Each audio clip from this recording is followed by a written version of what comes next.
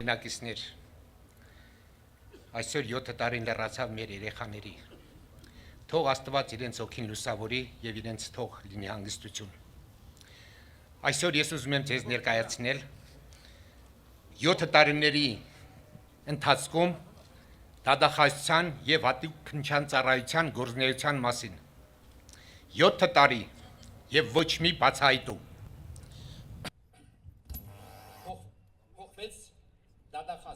Եկավ նոր դատախազ, դիմեցինք նոր դատախազին, պարոն Գևորգ Կոստանյան, դուք որպես երիտասարդ դատախազ, բացահայտելու եք այս գործը թե ոչ։ Նա մեզ տղամարդավարի խոսք տվեց, սա այլ տեղից կշարժվի։ Եվ հետո նա ինչ-որ ճանապարհային քարտեզ բացեց և մեզ ցույց տվեց, ինչ է նշանակում այդ ճանապարհային քարտեզը։ Այսինքն նա մեզ բացատրեց, որ մինչև հիմա 10 զոհերի գործերը գտնվում էր մեկ քննիչի ձեռքում։ Հիմա գործերը առանձնացրել ենք, այսինքն ովքեր զոհվել են ավտոմատից առանձին քննիչի մոտ, առանձին դատախազ, ովքեր պիստոլետից կամ ատրճանակից, մեկ դատախազ, մեկ քննիչ, իհարկե եւ հատուկ միջոցներից, մեկ քննիչ եւ մեկ դատախազ։ Դե ասենք սա այլ տեղից կշարժվի, նորից խոսք տվեց, այո կշարժվի։ Եվ այսպես անցավ մի քանի օր, ինձ հրավիրեցին հատուկ քննչական ծառայություն, 2 շաբաթ առաջ իհարկե, ներկայաց հատուկ քննչական ծառայություն և տեսա ինչ նոր քննիչ, սավսեմ անծանոթ։ Ես հարց ուղղեցի, պարոն քննիչ, բա մինչև այդ 2 քննիչ արդեն կային, ինչ եղան այդ քննիչները։ Նա ասաց, որ նրանք այլևս չեն աշխատում և հիմա ձեր գործերը իմ ձեռքում է։ Շատ բարի, չէ՞ որ ես ասեցի, որ 2 անգամ արդեն ցուցմունք եմ տվել, արձանագրությունները կազմվել են, ուր է այդ արձանագրությունները։ Նա ասաց, բոլորը իմ ձեռքի տակ են։ Բա հիմա ինչ եք ուզում ինձանից։ Նորից քննություն։ Ինչ եք քննելու։ Հիմա կասեմ, դուք թելադրեք, ես կտպագրեմ։ Եվ այդպես ինձ հարցրեց, որ թվի ծնված ես,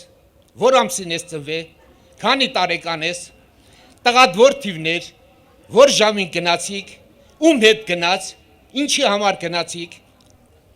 Դու պատկերացնում եք ինչ ձևի քննություն ա տանում։ Ես հասկացա, որ այս քննիչը ուղղակի ժամանակա ձգձգում, այսինքն քննիչներ փոխելով, միգուցե մի 2 ամիս հետո նոր քննիչ հայտնաբերվի եւ նոր գործեր այդպես շարունակ, որպեսզի մեր բոլոր գործերը ձգձգվեն։ Եվ այսպես նա հանձնեց ինձ, ինչ որ ես թելադրերի, նա գրեց, նա տպագրեց եւ վերջում տվեց, ես կարդացի։ Եվ ինչ էր այնտեղ գրված, պատկերացնում եք։ Վերևի մասը, որ ես չէի թելադրել, նա ինքնուրույն էր գրել։ Եվ գրել, որ հատուկ միջոցներից ոստիկանները օգտագործել են զենք անզգույշ կամ ոչ ճիշտ։ Ես հարց ուղղեցի, պարոն քննիչ, եթե դու չգիտեք ով է սպանել մեր երեխաներին, ապա ինչպես գիտես, որ զենքը օգտագործել են անզգույշ կամ ոչ ճիշտ։ Երկրորդ հարց ուղղեցի քննիչին, իհարկե հարցին չպատասխանեց, եւ ես ուղղեցի երկրորդ հարցը։ Պարոն քննիչ, չէ՞ որ ազգային ժողովի ժամանակներով հանձնաժողովի նախագահ Սամվել Նիկոյանը իր վերջնական զեկույցում հայտարարել էր, որ հատուկ միջոցներ, այսինքն չերեմուխա 7 տեսակի զենքը խստիվ արգելված զենք է եղել։ Ով հրաման տվեց այդ խստիվ արգելված զենքը զորամասից դուրս անեին։ Ինչու առ այսօր ոչ մեկը չի պատժվել։ Նա դարձյալ չպատասխանեց իմ հարցին։ Եվ ես նրան ասեցի, դու ես ստորագրում եմ այն, ինչ որ ես թելադրել եմ, բայց դրա տակը ես չեմ ստորագրելու։ Շատ բարի, ես ստորագրեցի, ինչ որ ես իրան թելադրելի տպագրել էր, եւ ես դուրս գալուց իրեն ասեցի, պարոն քննիչ, դատախազը տղամարդավարի խոսք ա տվել, որ գործը բացահայտվի։ Նա նույնպես իմ հարցերին չպատասխանեց։ Ես դուրս եկա։ Բայց հարգելի ժողովուրդ, կանցնի մի 2-3 ամիս մենք գնալու ենք գլխավոր դատախազի մոտ եւ ասենք, պարոն գլխավոր դատախազ, ինչ եղավ ձեր տղամարդավարի խոսք տվածը, որ սա այդտեղից կշարժվի։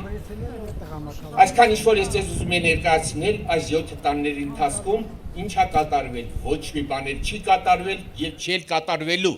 մենք բոլորս մեր հույսերը կդրել ենք, միան սպասում ենք իշխանափոխություն։ Կլինի իշխանափոխություն, մենք ամեն գործերը կբացատրի։ Շնորհակալություն։